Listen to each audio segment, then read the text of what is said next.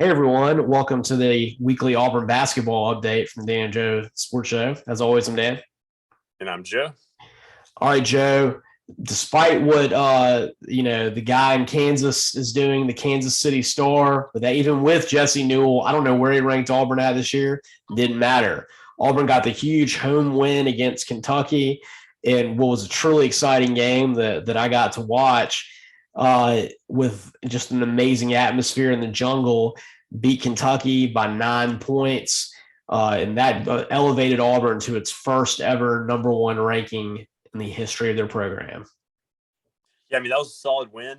When you're facing a blue blood like Kentucky, in your conference at home, it's going to be an electrifying atmosphere, but that comes with a lot of pressure to try to capitalize and win that game, knowing that if you win, you have a good chance to kind of catapult up to number one in the country.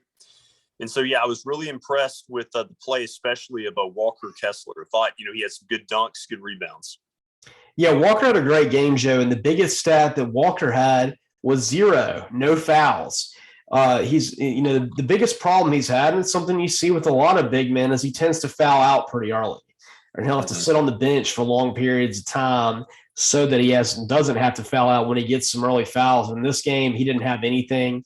He was doing a great job rebounding, playing defense with blocks. They did a good job getting the alley-oops to him, and he definitely spurred him on.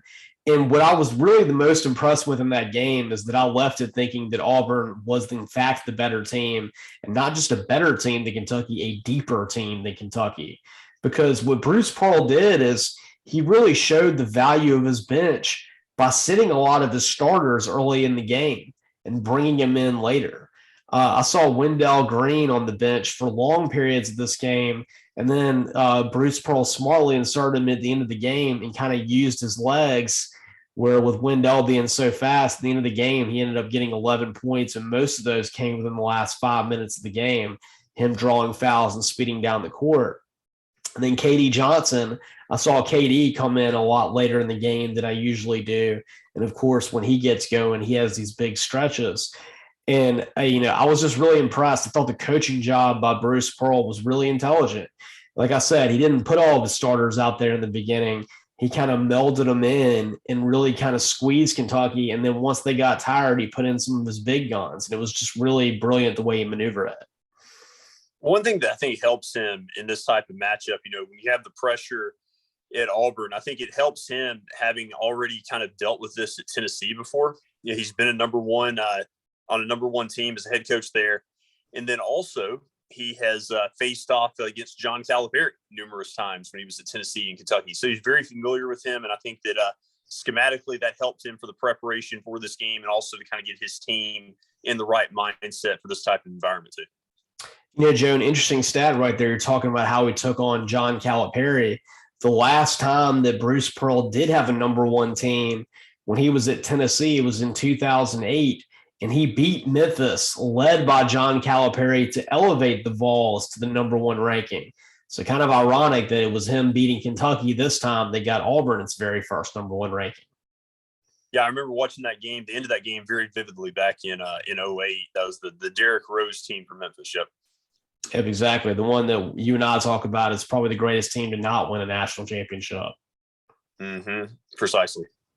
But, just a really great effort. The speech that Bruce Pearl gave afterwards was really good. He's like, everybody always considers Auburn a football school, and that's what it's rooted in. But what my goal is, you look at what we're doing in basketball, you look at gymnastics now with Suni Lee being up there, and Auburn is an everything school. And that's what he's pitching to recruits right now. And I love it. I mean, it's just a great way to put it because right now, I mean, it was a pretty sorry football season. There's no way you can look at any other way.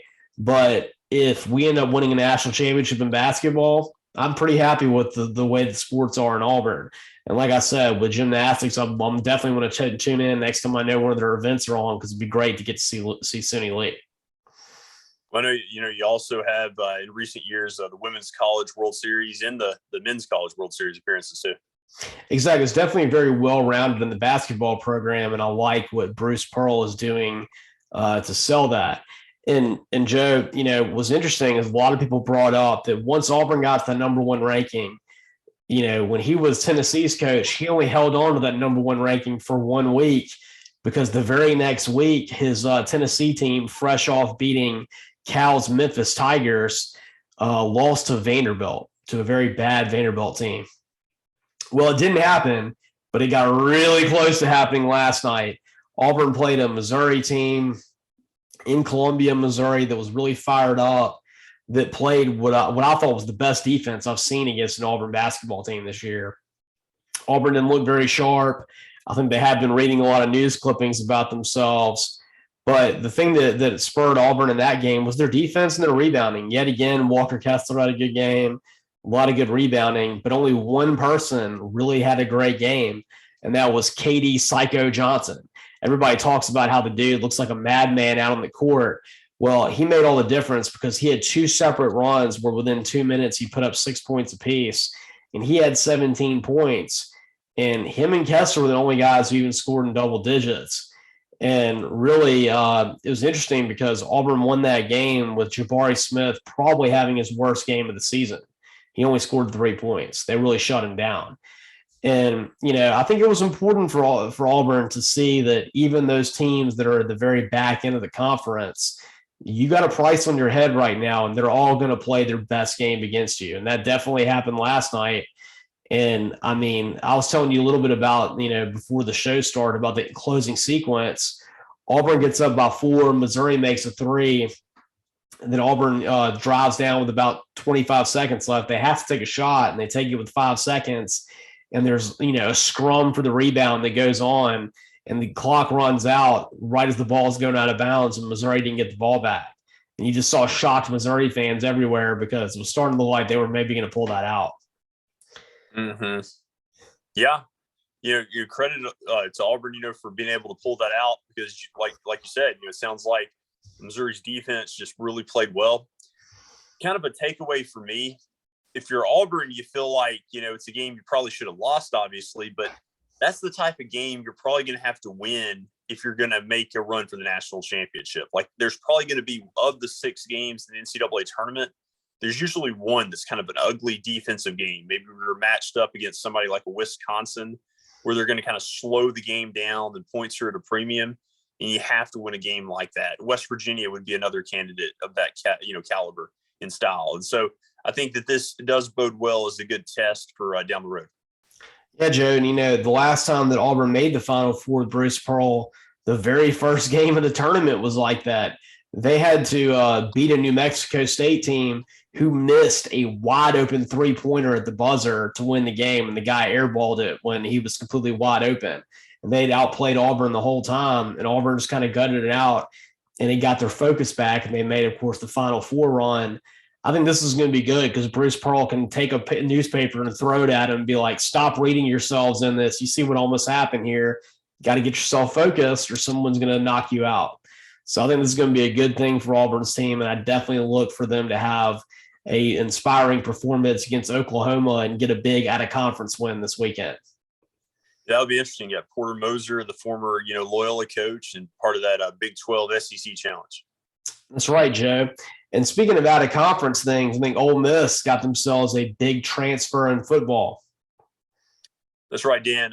He has not officially announced, is my understanding, but there is a strong indication that Jackson Dart has enrolled in classes this afternoon in Oxford at Ole Miss. And so you would think that means that he is going to transfer to Ole Miss.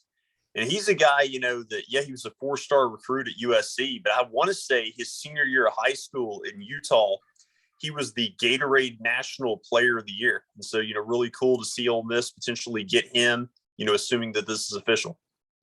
That's right, Joe. And what's even more exciting about it is what appears to be starting to be a little bit of a pipeline into the state of California for quarterbacks for Ole Miss. Think about Matt Corral coming in, having the great career he did, and now you're following up with Jackson Dart coming in fresh off a really good year at USC. That could be something that could be really good for Lane Kiffin to use his experiences of being the USC head coach to help Ole Miss start getting a lot of recruits in from the state of California. Yes, absolutely. And it's also the kind of splash that you would want and expect after, going 10-3 and making it to the Sugar Bowl. All offseason so far, it's been vastly disappointing with the recruiting class. And so, this is, one of the first positive signs that's showing, that what Kiffin's doing is paying dividends as far as players being interested. And it's my understanding that if Dart does officially come to Oxford, his tight end teammate from USC, Michael Trigg, is also interested in joining him at Ole Miss. That'll be big because one thing that Ole Miss is losing is they're losing a lot of playmakers from last year's team. They're going to lose, Chad Kelly's little brother at tight end. They're going to lose Dontario Drummond. There's going to be, Vince Sanders, I think, is gone. So there's definitely going to be some playmakers that need to be replaced, especially at the wide receiving and tight end position. Yes. I mean, next year is still going to be, a rebuilding type year, but it's a lot easier to rebuild with a Jackson Dart potentially leading the way. Absolutely. And I think that Jackson Dart, if he doesn't become the starting quarterback at the very least, he gives Altmaier a very capable backup. And that'll be a very compelling quarterback battle to watch in the offseason. Absolutely. Speaking of compelling watches, tune into our show next week. We'll be talking to the Senior Bowl. And, of course, it's one of my favorite events of the year, the best thing that happens in Mobile. And we'll be talking some Senior Bowl and then looking back on what happened in the NFC and AFC championship games and giving you another Auburn basketball update. And as always, I'm Dan. And I'm Joe.